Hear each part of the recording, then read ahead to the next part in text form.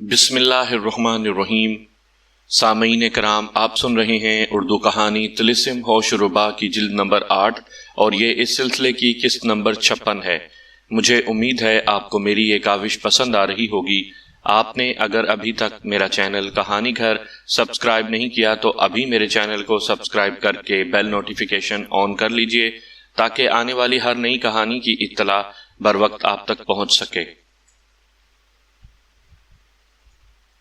اب عیارنوں کا حال سنیے۔ ملکہ حیرت نے ناراض ہو کر انہیں میلے سے باہر نکل جانے کا حکم دیا تھا۔ وہ ملکہ حیرت کی نادانی کا رونا روتے ہوئی قریب کے ایک جنگل میں چھپ رہیں۔ جب میلے میں لوٹ مار اور قتل و غارت کا بازار گرم ہوا تو ان سے رہا نہ گیا۔ وہ بھیس بدل کر بارگاہ افراسیاب کی طرف دوڑ پڑی۔ بارگاہ کے اندر سناٹا محسوس کر کے ان کا دل دھڑک اٹھا۔ ڈرتے ڈرتے اندر داخل ہوئیں مگر وہاں کا منظر دیکھ کر خوف سے لرز اٹھیں۔ میلے میں شرکت کرنے والے ملک کے سارے نامور حکمران اور افسر اور ملکہ حیرت کے سارے سردار اور خدمتگار خاک و خون میں لتھڑے پڑے تھے۔ نہ کسی کے جسم پر کوئی قیمتی زیور یا کپڑا باقی تھا، نہ بارگاہ کی کوئی قیمتی چیز۔ سمجھ گئیں کہ خواجہ عمرو اپنا کام کر گئے۔ لاش کے انبار میں وہ ملکہ حیرت کو تلاش کرنے لگیں۔ بالآخر سر کو ایک جگہ ملکہ حیرت بے ہوشی کی حالت میں مل گئی۔ وہ لخلخا سنگھا کر جلدی سے اسے ہوش میں لائی اور کہنے لگی، حضور آپ نے میری بات نہ مانی۔ اب دیکھیے خداوند لقا کا بحروب بھر کر عمرو سارا کاروبار چوپٹ کر گیا، قیدیوں کو بھی چھڑا کر لے گیا اور میلے کی ساری دولت بھی لوٹ کر لے گیا۔ ہائے غضب ہو گیا، اب میں شہنشاہ کو کیا منہ دکھاؤں گی؟ ملکہ حیرت گھبرا کر بولی، چلو ان کا پیچھا کرو، ایسا نہ ہو کہ وہ دور نکل جائیں۔ سر نے ہاتھ ملتے ہوئے کہا، اب پیچھا کرنے سے کچھ بھی حاصل نہیں۔ محافظ فوج ماری جا چکی ہے، میلہ خالی ہو چکا ہے، باغی پہنچ سے دور جا چکے ہیں۔ شہنشاہ کا انتظار کیجئے، ان کے آنے کے بعد ہی کچھ کیا جا سکے گا۔ ادھر افراسیاب عیاروں کی تلاش میں میلے سے کوسوں دور نکل گیا تھا۔ میلے کے راستوں اور ارد گرد کے جنگلوں کا چپا چپا چھان مارا مگر عیار وہاں کہیں ہوتے تو دکھائی دیتے۔ تھک ہار کر اس نے ایک جگہ ڈیرا ڈال لیا اور طلسمی پتلوں اور بلاؤں کو عمرو اور اس کے شاگردوں کی تلاش میں چاروں طرف بھیج کر نتائج کا انتظار کرنے لگا، لیکن عیاروں کی اطلاع ملنے کے بجائے اسے میلے میں بھگدڑ اور لوٹ مار کی اطلاع ملی۔ یہ خبر ان لوگوں نے دی جو اصل حقیقت سے قطعی بے خبر تھے اور دوسروں کو بھاگتا دیکھ کر میلے سے بھاگ کھڑے ہوئے تھے۔ افراسیاب نے عیاروں کی خبر کا انتظار کیے بغیر باغ جمشید کی راہ لی اور خون کے گھونٹ پیتا ہوا بارگاہ خاص میں جا داخل ہوا۔ وہاں ملکہ حیرت اور سر نے اسے سارا واقعہ تفصیل سے بتایا۔ افراسیاب کے غصے کی انتہا نہ رہی تو اس نے ملکہ حیرت کو دلاسا دیتے ہوئے کہا، اس عمرو اور ماں رخ نے آج مجھے پورے طلسم میں رسوا کر دیا ہے۔ فکر نہ کرو، میرے ساتھ چلو، ابھی ان سب کو خاک میں ملائے دیتا ہوں۔ افراسیاب کی خاص فوج اس کے ساتھ تھی۔ وہ اس کو لے کر ملکہ مارخ کی چھاونی کی طرف روانہ ہو گیا۔ سب طلسمی پرندوں پر سوار تھے۔ تھوڑی ہی دیر میں اڑتے ہوئے ملکہ مارخ کی چھاونی پر جا کر منڈلانے لگے۔ وہاں ہر خیمہ رنگ برنگی جھنڈیوں سے سجا ہوا تھا، جگہ جگہ چراغاں ہو رہا تھا۔ جشن گاہ میں ملکہ مارخ اپنے سرداروں سمیت بیٹھی دکھائی دے رہی تھی۔ خدمتگار ادھر ادھر کھانے پینے کی چیزیں لیے دوڑ رہے تھے۔ پریوں کی ایک ٹولی زرق برق لباس پہنے محفل کو گرما رہی تھی۔ ناچ ہو رہا تھا، گانے گائے جا رہے تھے، گویا جشن فتح منایا جا رہا ہو۔ یہ منظر دیکھ کر افراسیاب کی آنکھوں میں خون اتر آیا۔ نعرہ لگا کر فوج کو ان پر ٹوٹ پڑنے کا حکم دے دیا۔ پھر کیا تھا، آسمان سے آگ، پتھر، تیروں اور گولوں کی برسات ہونے لگی۔ مارخ کی جانب سے کسی کو بھی جوابی کارروائی کرنے کی مہلت نہ ملی۔ دیکھتے ہی دیکھتے ساری چھاونی راکھ کا ڈھیر بن گئی۔ تھوڑے سے وہ سپاہی جو چھاونی کے گرد پہرا دے رہے تھے بمشکل اپنی جان بچا کر بھاگ سکے۔ چھاونی کے اندر کوئی بھی جیتا نہ بچا سوائے عمرو کے، جو چادر اوڑھے ایک محفوظ جگہ چھپا بیٹھا تھا۔ افراسیاب نے فخر کے ساتھ ملکہ حیرت سے کہا، عیاروں کے سوا سارے باغی مارے گئے، اب تم فوج سمیت نیچے اتر کر یہیں بارگاہیں آراستہ کرو اور فتح کا جشن مناؤ۔ میں باغ سیب میں جا کر آرام کرتا ہوں، کل عیاروں کا بھی کام تمام کروں گا۔ ملکہ حیرت کے دل سے میلے کی بربادی کا سارا غم جاتا رہا۔ افراسیاب کو رخصت کر کے وہ فوج سمیت ملکہ معروف کی تباہ کردہ چھاونی میں اتری۔ طلسمی بارگاہ میں خیمے اور شامیانے آنن فانن آراستہ کر دی گئیں، جگمگاتا اور راگ و رنگ کی دھومیں مچاتا۔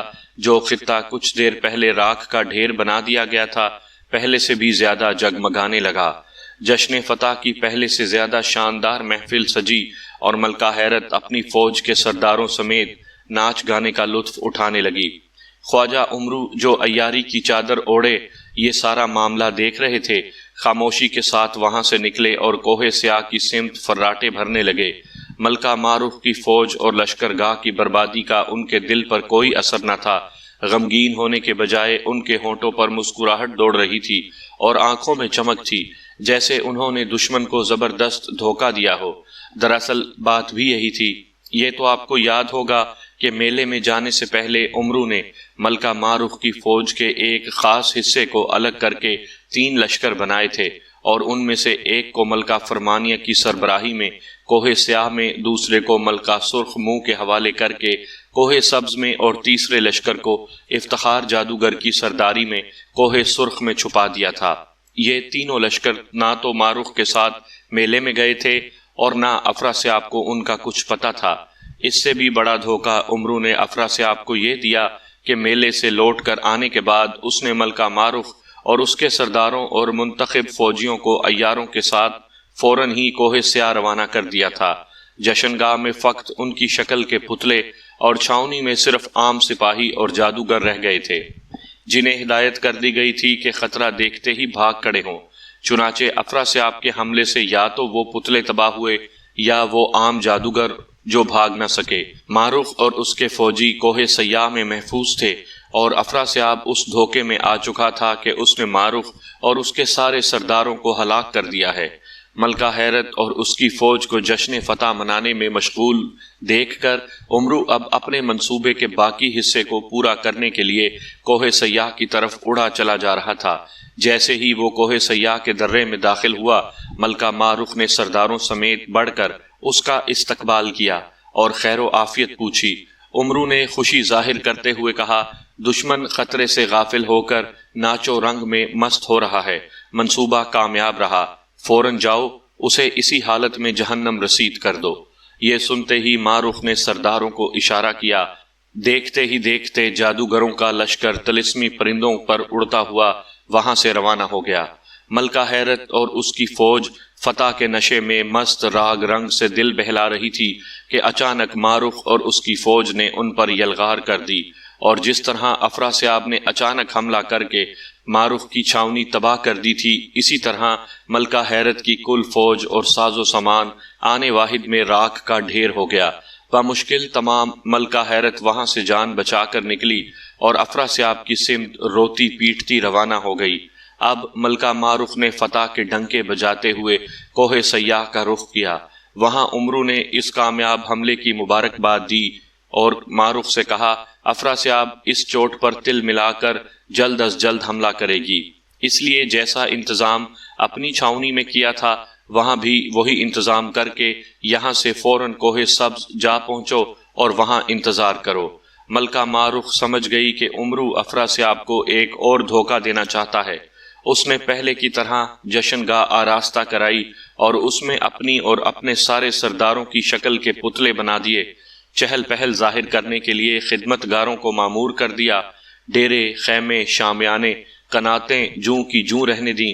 عام سپاہیوں اور جادوگروں کو پہلے کی طرح خطرہ دیکھ کر بھاگ جانے کی ہدایت دے کر سرداروں اور سپاہیوں کو ساتھ لے کر کوہ سبز کی طرف روانہ ہو گئی۔ خواجہ عمرو ایک محفوظ جگہ پر پہلے کی طرح چادر اوڑھ کر چھپ رہے۔ ادھر ملکہ حیرت نے باغ سیب میں جا کر افراسیاب کو ساری بپتا کہہ سنائی۔ افراسیاب کے جوش اور غضب کی انتہا نہ رہی۔ اس نے طلسمی پرندے باغیوں کے ٹھکانے کا پتہ لگانے کے لیے اڑائے۔ پرندے سراغ لگاتے ہوئے کوہ سیاہ جا پہنچے۔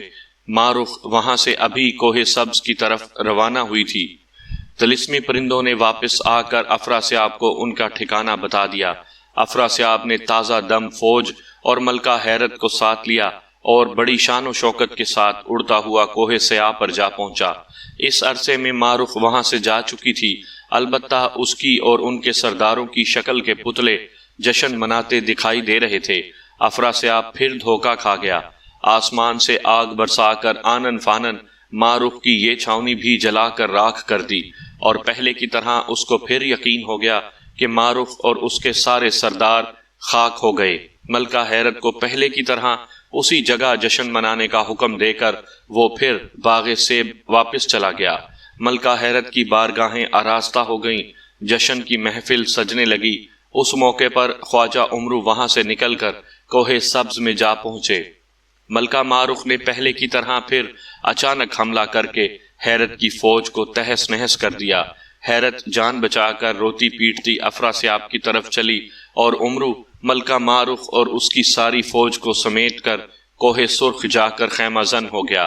ادھر حیرت نے جو افراسیاب کو جا کر ماجرا سنایا تو وہ پہلے سے بھی زیادہ غضبناک ہو گیا اور باغیوں پر حملہ کرنے کے ارادے سے اٹھا، لیکن اس موقع پر اس کے جو مشیر موجود تھے انہوں نے اسے سمجھایا کہ حضور پے در پہ 2 شب خون مار چکے ہیں، لیکن نتیجے میں دھوکے پر دھوکے کھائے ہیں۔ اس سے جانی و مالی نقصانات بھی زبردست ہوئے ہیں اور دشمنوں کو ہنسنے کا موقع بھی ملا ہے۔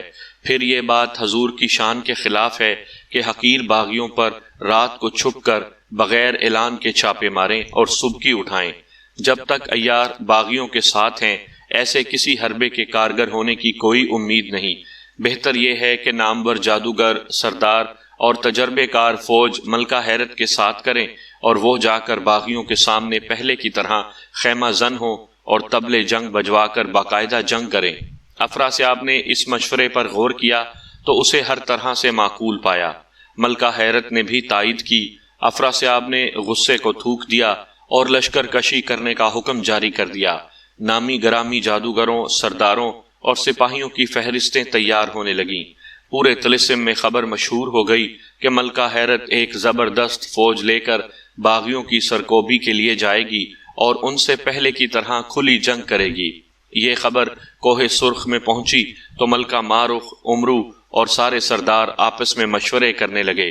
ملکہ مارخ نے خیال ظاہر کیا کہ ہم لوگ اپنے بل بوتے پر جنگ کو طول دے سکتے ہیں، ملکہ حیرت کے لشکر پر وقتی فتح حاصل کر سکتے ہیں، لیکن افراسیاب کو تباہ کرنا یا طلسم ہوش ربا کو فتح کرنا بغیر کسی بڑی طاقت کی مدد کے ہمارے لیے ناممکن ہے۔ طلسم نور افشاں کا بادشاہ شہنشاہ کوکب روشن ضمیر افراسیاب کو ناپسند کرتا ہے۔ خواجہ عمرو ایک بار اس تک پہنچ چکے ہیں اور اس کی لڑکی ملکہ براں کو اپنا ہمدرد بنا چکے ہیں۔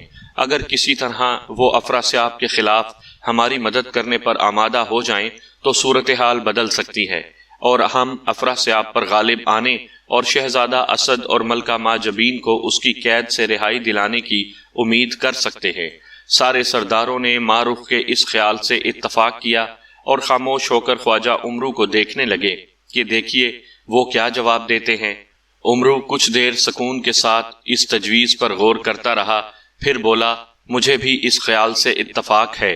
شہنشاہ کوکب روشن ضمیر یقیناً شریف آدمی ہے، ہر چند کہ پچھلی ملاقات میں میری ایک حرکت پر ناراض ہو گیا تھا، پھر بھی امید ہے کہ میں اسے اپنی حمایت پر راضی کر لوں گا۔ میں طلسم نور افشاں جانے کے لیے تیار ہوں مگر راستہ نہیں جانتا۔ اگر آپ لوگوں میں سے کوئی میرے ساتھ چلے تو ادھر ادھر بھٹکنے میں وقت خراب نہ ہوگا۔ شہزادی مخمور فوراً اٹھ کھڑی ہوئی۔ اس نے کہا، میں طلسم نور افشاں کا مختصر راستہ جانتی ہوں، اس کے علاوہ سرحد پر میری والدہ اسرار جادوگر کی بھی ریاست ہے، راستے میں کوئی مشکل پیش آئی تو ان کی بھی مدد حاصل کی جا سکے گی۔ آخرکار طے یہ پایا کہ عمرو اور شہزادی مخمور طلسم نور افشاں کے لیے روانہ ہوں۔